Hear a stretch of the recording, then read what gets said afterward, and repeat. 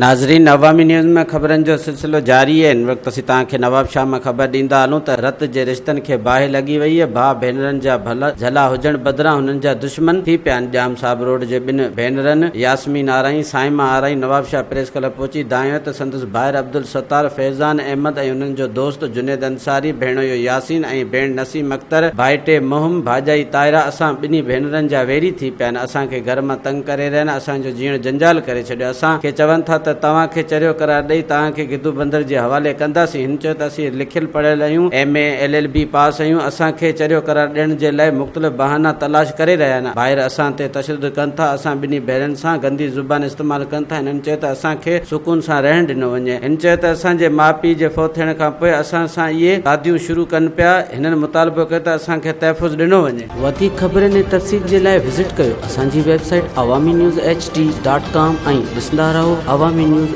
HD।